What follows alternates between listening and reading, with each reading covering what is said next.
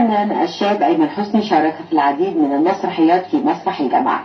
حصل على العديد من الورش الفنية، وشارك أيمن حسني في الفيلم التوعوي البذرة، واللي شارك أيضا هذا الفيلم في فعاليات المهرجان الدولي للأفلام التوعوية بتونس، وحصد الفيلم المركز الثاني بالمهرجان. فيلم البذرة من تأليف محمد خضيري، وسيناريو وحوار حماد عبد الله، وإخراج وائل الأمير، وبطولة أيمن حسني، خالد أبو بكر، ومحمود فضل.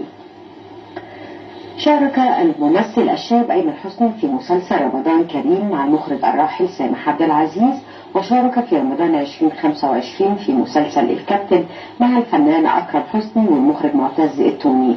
كما شارك أيمن حسني عام 2024 في فيلم على الماشي مع الفنان علي ربيع.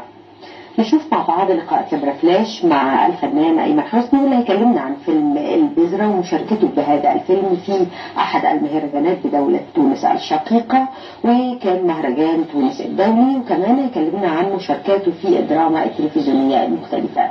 نشوف اللقاء ونرجع لحضراتكم مرة ثانية.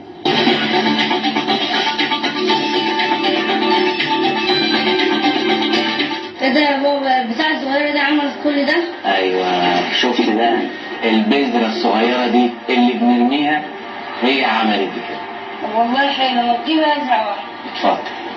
استنى، لازم تسمي بسم الله الاول. بسم الله. الله هو ده بقى اللي بعدك عننا؟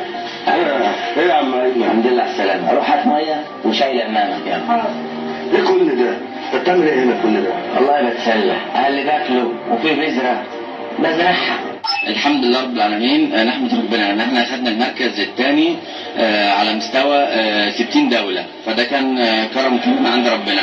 هم اتفرجوا على الحاجات للمهرجان الدولي التونسي التوعوية، الافلام التوعويه. هم كلمونا لما شافوا الحاجات اللي احنا بنعملها، المحتوى اللي احنا بنعمله، فاتبسطوا فبعتوا لنا ان احنا نشارك معاهم. يعني هي ما بيحصلش، لكن هم اتفرجوا على الفيسبوك والتيك توك لقوا ان احنا بنعمل حاجات كويسه، فقالوا لا يا ريت تشرفونا، وكانوا هم متنبئين يعني بمركز. يعني الحمد لله رب العالمين، كان طموحنا اكبر من كده، هناخد المركز الاول، الحمد لله حصلنا على المركز الثاني، نحمد الله. انا الحمد لله رب العالمين معايا مجموعه، مؤلف ومخرج ومصور، يعني بنعمل شغل كبير زي اي فيلم كبير داخل سينما، احنا بنتعامل معاه بكده. يعني انا يعني فخور ان انا مثلت مع الاستاذ حسن الرداد والاستاذ محمود البزاوي والممثل عمر عبد العزيز وعلي ربيعه وكريم عفيفي، يعني مجموعه كبيره الحمد لله مثلت معاهم. وانا بادئ من فتره كبيره قبل الثوره، ولكن يعني حصل فيه دروبات وكده، والحمد لله انا دلوقتي احسن. يعني ان شاء الله انا هاوي من ايام من وانا طفل صغير في المدرسه، في مسرح مدرسه وبتاع، فكان دايما يقولوا لي انت فيك شبه في الجامعه، انت شبهك من عمر الشريف. فيعني اتمنى يعني يكون في يعني مش شبه بس، ان يكون عندي لمحه فنيه زي المرحوم عمر الشريف. يعني دلوقتي احنا بنعمل لا مؤاخذه البطل الشعبي بنطلعه اسوأ حاجه ويبقى بطل. لا، احنا عندنا البطل الشعبي ده الرجوله والقيمه والخلق والتدين والجدعنه مع الناس اللي حواليه. فنتمنى يعني ان المؤلفين يخلي بالهم من الحاجه اللي زي كده.